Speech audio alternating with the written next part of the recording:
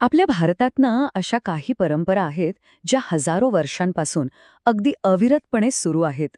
चला तर आज आपण अशाच एका अविश्वसनीय आणि तितक्याच पवित्र आध्यात्मिक प्रवासाबद्दल जाणून घेऊया, ज्याचं नाव आहे नर्मदा परिक्रमा. जरा विचार करा, हे वाक्य किती पोटंट आहे. जिथे गंगा नदीतल्या एका डुबकीला प्रचंड पुण्य मानलं जातं, तिथे स्कंद पुराणात असं लिहिलंय की नर्मदेकडे फक्त पाहिलं तरी तेवढं पुण्य मिळतं. ह्या एकाच गोष्टीवरून या नदीचं महत्त्व किती अगाध आहे याची आपल्याला कल्पना येते. मग ही नर्मदा परिक्रमा म्हणजे नक्की आहे तरी काय? अगदी सोप्या भाषेत सांगायचं तर ही नर्मदा मैयाच्या भोवती केली जाणारी एक प्रदक्षिणा आहे.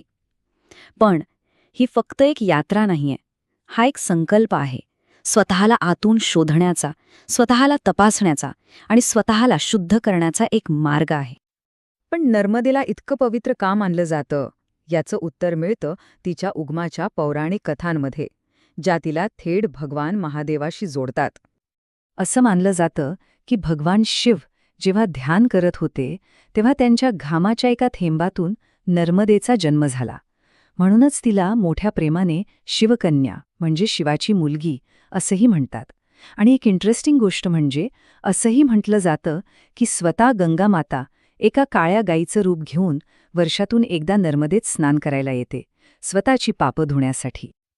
आता या पौराणिक महत्वाकडून आपण या परिक्रमेच्या प्रत्यक्ष विशालतेकडे येऊया. ही परिक्रमा म्हणजे काही दिवसांचा किंवा आठवड्यांचा प्रवास नाही, तर तब्बल 3000 किलोमीटरपेक्षा जास्त अंतर पायी चालणं आहे. म्हणजे विचार करा, जवळजवळ काश्मीर ते कन्याकुमारी चालण्या इतकं हे अंतर आहे. अविश्वसनीय नाही का? चला तर मग बघूया या महाप्रवासाचा मार्ग नेमका कसा असतो.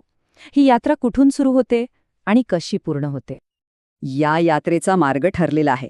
सुरुवात होते मध्य प्रदेशमधल्या अमरकंटकमधून, जिथे नर्मदेचा उगम होतो. तिथून नदीच्या दक्षिण किनाऱ्याने चालत चालत थेट समुद्रापर्यंत जायचं. गुजरातमध्ये भरूचजवळ नर्मदा सागराला मिळते. तिथून समुद्राला ओलांडून पलीकडच्या किनाऱ्यावर जायचं आणि मग उत्तर किनाऱ्याने पुन्हा अमरकंटककडे परतीचा प्रवास सुरू करायचा. आणि या संपूर्ण प्रवासात एक नियम तर कधीच मोडायचा नाही, तो म्हणजे नदी कधी ओलांडायची नाही. आणि या प्रवासाला वेळ किती लागतो असेल? पारंपरिक नियमांनुसार ही परिक्रमा पूर्ण करायला तब्बल 3 वर्ष, 3 महिने आणि 13 दिवस लागतात. विचार करा, आजच्या जगात जिथे सगळं काही आपल्याला इन्स्टंट हवं असतं, तिथे इतका मोठा काळ एकाच साधण्यासाठी देणं हीच एक खूप मोठी गोष्ट आहे. हा प्रवास केवळ चालण्याचा नाहीये, तर तो अनेक पवित्र स्थळांना भेट देण्याचाही आहे. ओंकारेश्वरसारखं ज्योतिर्लिंग, महेश्वरचे पवित्र घाट, नेमावरमधलं नर्मदेचं नाभिस्थान आणि भरूच इथला संगम.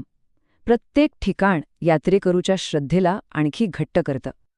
आता आपण या परिक्रमेच्या आत्म्याकडे म्हणजे तिच्या गाभ्याकडे वळूया, कारण ही फक्त एक पदयात्रा नाही, ही एक कठोर तपश्चर्या आहे आणि तिचे नियमही तितकेच कठोर आहेत. मग प्रश्न असा येतो की ही चालणारी तपश्चर्या परिक्रमावासींकडून नेमकी कोणती अपेक्षा ठेवते? ही फक्त शारीरिक सहनशक्तीची परीक्षा आहे की त्यापेक्षाही काहीतरी खोल आहे? हे आहेत परिक्रमेचे मूळ आधारस्तंभ. संपूर्ण अंतर फक्त आणि फक्त पायी चालायचं, नदी ओलांडायची नाही, ब्रह्मचर्याचं पालन करायचं, पूर्ण अहिंसा आणि सत्यवचन. आणि सगळ्यात महत्त्वाचं म्हणजे स्वतःजवळ काहीही न बाळगता भिक्षा मागून किंवा जे काही मिळेल त्यावर पोट भरायचं. हे नियमच या यात्रेला एका साधनेचं रूप देतात. आणि म्हणूनच या परिक्रमेला केवळ तीर्थयात्रा न म्हणता चालती तपस्या असं म्हटलं जातं. यात टाकलेलं प्रत्येक पाऊल हे ध्यानाचाच एक भाग बनतं. मन, शरीर आणि आत्मा यांना एका लयीत आणणारी ही एक खरंच अनोखी साधना आहे. बरं, इतके कठीण नियम पाळल्यावर परिक्रमावासींच्या आतमध्ये नक्की काय बदल घडतात? त्यांना नेमके कोणते अनुभव येतात? चला, आता हा आंतरिक प्रवास थोडा समजून घेऊया. अनेक परिक्रमावासी एक समान अनुभव सांगतात. ते म्हणतात की चालता चालता एक क्षण असा येतो जिथे स्वतःचं वेगळं अस्तित्व जाणवतच नाही. नदीचा खळखळाट, पानांची सडसड, पक्ष्यांचे आवाज हे सगळं आपल्या अस्तित्वाचाच भाग आहे असं वाटायला लागतं. दुसरा एक विलक्षण अनुभव म्हणजे भीती पूर्णपणे नाहीशी होते. घनदाट जंगल, रात्रीचा अंधार किंवा एकटेपणा, कशाचीही भीती वाटत नाही, कारण मनात एक अढळ विश्वास बसतो की नर्मदा मैया आपलं रक्षण करते आहे. आणि हा विश्वास सार्थ ठरतो.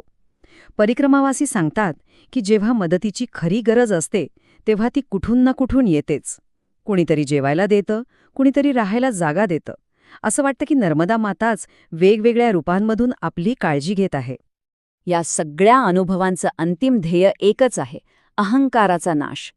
मी आणि माझं या भावनांच्या पलीकडे जाऊन मन आणि शरीर शुद्ध करणं हाच या परिक्रमेचा खरा उद्देश आहे. पण आजच्या या धावपळीच्या युगात या प्राचीन परंपरेचं स्वरूप कसं बदललं आहे? ती अजूनही तशीच आहे की तिच्यात काही बदल झाले आहेत? अर्थात काळानुसार परिक्रमेत बरेच बदल झाले आहेत. जिथे पूर्वी 3 वर्ष लागायची तिथे आता काही महिन्यात किंवा अगदी काही आठवड्यातही परिक्रमा पूर्ण केली जाते. काही अवघड मार्गांसाठी वाहनांचा वापर होतो आणि भिक्षेवर अवलंबून न राहता आता अनेक ठिकाणी आश्रम आणि इतर सोयीसुविधा उपलब्ध झाल्या आहेत. थोडक्यात सांगायचं तर आजची परिक्रमा ही श्रद्धा आणि सोय यांचं एक मिश्रण बनलीय. ह्या बदलांमुळे एक चांगली गोष्ट झालीय की अनेक लोकांना ज्यांना पारंपरिक कठोर नियम पाळणं शक्य नाही त्यांनाही हा अनुभव घेता येतोय. आणि शेवटचा एक महत्त्वाचा प्रश्न. आजच्या जगात जिथे आपलं लक्ष सतत मोबाईल आणि इतर गोष्टींमुळे विचलित होत असतं, अशा काळात सर्व मोह सोडून फक्त स्वतःसोबत राहून हजारो किलोमीटर चालण्याचं, अशा साधनेचं महत्त्व काय असू शकतं याचा विचार नक्कीच करायला हवा.